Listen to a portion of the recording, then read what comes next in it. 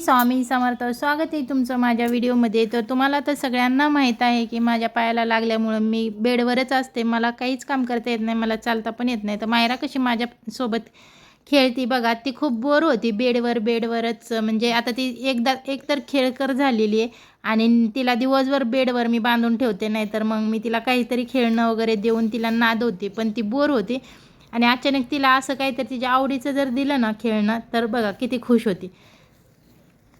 तर शॉप हे बंदच आहेत आणि शॉपवरचं काम आहे ते घरी आणलेलं आहे. घरी म्हणजे ऑलरेडी एक मशीन घरी होती आणि आता दुसरी पण एक मशीन घरी आणलेली आहे, एक ओव्हरलॉकची, एक सिंगल. तात्पुरतं शॉप बंदच ठेवलेलं आहे आणि सलीम आहे ते इथंच काम करतो. सलीम म्हणजे माझे मिस्टर आहेत, ते इथंच काम करतात.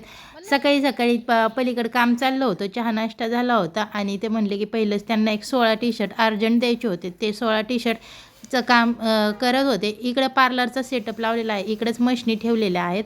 तर मी छोटं बेड आहे तिथं, फेशियल बेड, तिथं मायराला घेऊन तिला नादवत होती. दोऱ्यांचा बॉक्स हा तिला खेळायला दिला होता, पण तरी पण ती खालीच जायचं म्हणत होते.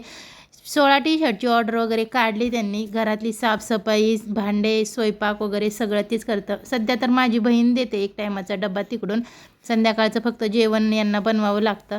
तर मायरा खूप असं बेडवरती पण काय पण असं मुरमुरे, बिस्किटं आम्ही तिला खायला देतो ना, नादवतो, त्यासाठी ती खूप राडा करते. मग ते साफसफाई करत होते. सकाळी सकाळी झाडू फरशी केली त्यांनी आणि नंतर बरीच कामं होती, पण तोपर्यंत माझे दाजी आले होते मला डब्बा घेऊन.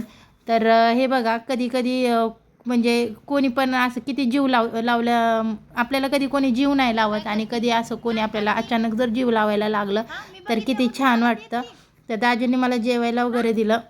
मायरा तोपर्यंत झोपली होती, पण लगेचच उठली ती आणि बसली माझ्यासोबत खेळत.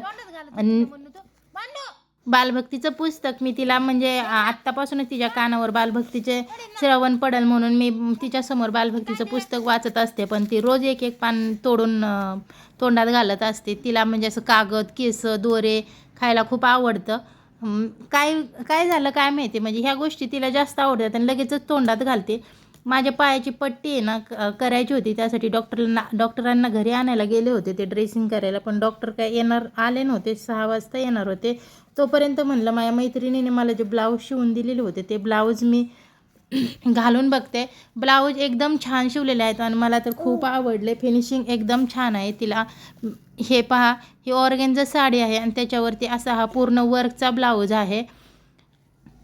ते डॉक्टरांना आणायला गेले, तोपर्यंत म्हटलं हे ब्लाऊज आहेत ते घडी घालून व्यवस्थित ठेवावा. तर कधी कशी वेळ येईल हे सांगता येत नाही. त्यासाठी जास्त घमंड करू नये माणसाने, कारण आलेल्या दिवसांना कसं म्हणजे अचानक सकाळी आपण चांगला असतो आणि संध्याकाळी आपल्यासोबत काहीही होतं. त्यासाठी कधीच कोणत्याच गोष्टीचा गर्व नसावा. कारण त्या दिवशी मी सकाळी व्यवस्थित होते, 8 वाजेपर्यंत मी व्यवस्थित होते. 8 वाजून 10 मिनिटांनी माझ्यासोबत हे सगळं झालं आणि आज सध्या आहे ते मी बेडवरती आहे, तुम्ही पाहू शकता. आणि माझी छोटी मुलगी आहे, तिला पण मला सांभाळावं लागतं. तिला कसं सांभाळायचं, आम्ही सगळं कसं ॲडजस्ट करतो. व्हिडिओ शूटसुद्धा करता येत नाही, थोडे टॅग मी घेते जसं जमन तसं, कारण व्हिडिओ शूट करायलासुद्धा कोणी नाही आहे. तर असा होता माझा आजचा व्हिडिओ. हा खूप शॉर्टकट होता. तर तुम्हाला कसा वाटला ते कमेंट करून मला नक्की सांगा. व्हिडिओ आवडला असेल तर व्हिडिओला लाईक, शेअर, सबस्क्राईब नक्की करा. थँक्यू.